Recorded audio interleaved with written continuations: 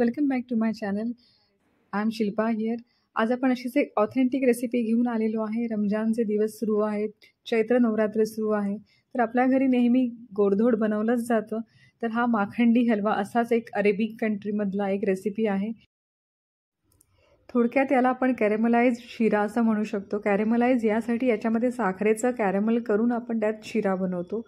थोडी वेगळी रेसिपी आहे आणि त्यासाठी हा व्हिडिओ संपूर्ण पहा आणि आवडल्यास लाईक करायला, शेअर करायला आणि चॅनलला सबस्क्राईब नसेल केलं तर सबस्क्राईब करायला विसरू नका. माखंडी हलवा बनवायला मी पुढीलप्रमाणे साहित्याची लिस्ट दिलेली आहे, ती एकदा आपण पाहून घेऊया.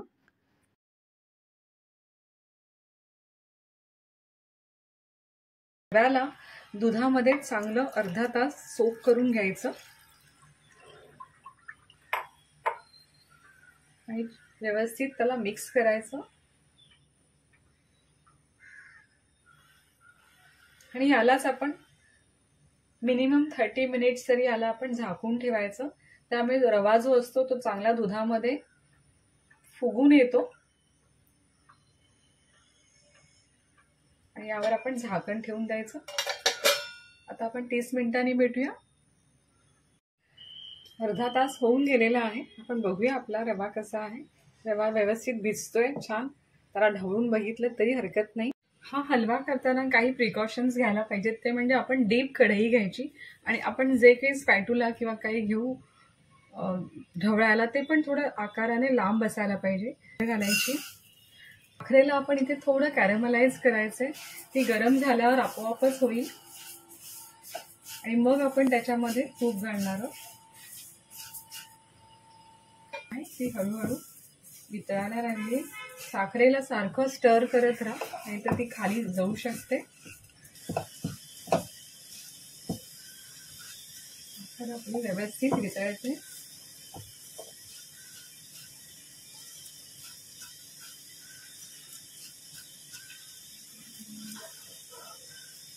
या दरम्यान स्टोव फ्लेम जी असते ती आपण थोडी मिडियम ठेवायची, हाय ठेवू नका, नाहीतर मग पटकन साखर जळून ती कडू होऊ शकते. त्याच्यात हे चान्सेस खूप आहेत. तुमचं सगळं साहित्य असतं ते वेस्ट होईल. त्यामुळे स्टोव फ्लेम जी आहे ती मिडियम ठेवा. साखर आपली वितळायला लागली आहे. या स्टेजमध्ये मी आता त्याच्यामध्ये तूप घालणार आहे. करायचे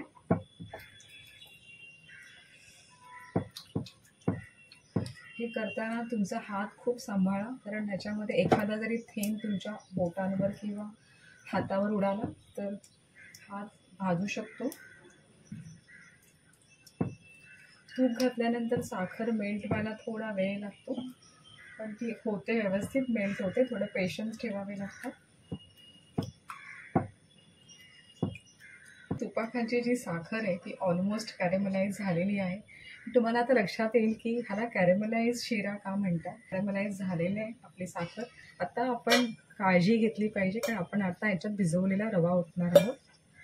तेव्हा जरा आपला हात सांभाळला पाहिजे आणि पण थोडं फ्लेमपासून लांब राहून हे काम केलं पाहिजे.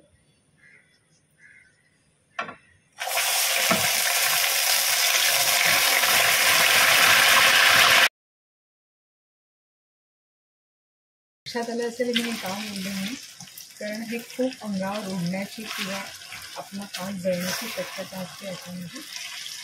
याच्यामध्ये आता आपल्याला हा जो शिरा आहे, आपण जे भिजवलेला रवा टाकला आहे तो हा चांगला परतवून एकजीव करून घ्यायचा आहे. तेव्हाच आपला शिरा जो आहे तो गोड होईल. हे करताना आपण यात थोडं चिमूटभर मीठ पण घालायचं आहे. कंटिन्यू आता आपण याला स्टर करायचं आहे. करताना याला व्यवस्थित स्क्रॅब करा, कारण हा बरेच वेळा जेव्हा तो तुपात मुरत असतो तेव्हा खाली लागतो, त्याच्या गुठळ्या होतात. तर आपण स्पॅटुल्याने किंवा आपला जो पलटणं असेल आपलं एकसारखं करा.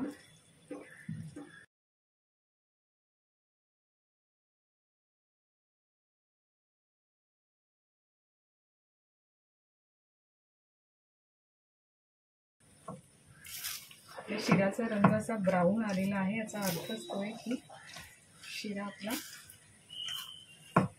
व्यवस्थित परफेक्ट साखरेत घोळला. आता पुढची 10 मिनिटं तरी आपण याला मिडियम फ्लेमवर स्टोवच्या छान याच्यामध्ये भाजून घ्यायचे. कंटिन्यू स्टर करायचं आहे, याला थांबायचं नाही. तुम्ही ते पाहू शकता माझ्या कढईच्या साईडला त्या बाजूने माझा हा रवा चिकटला आहे. तर त्याला तुम्ही तुमच्या स्क्रॅपरने स्क्रॅप करा किंवा उलटण्याने त्याला क्लीन करून घ्या, नाही तर तिथे तो जळत राहील पुढच्या. हा पूर्ण सुटसुटीत होईपर्यंत आपल्याला परतायचा आहे, नाही तर तो कच्चाच राहील, भाजला जाणार नाही.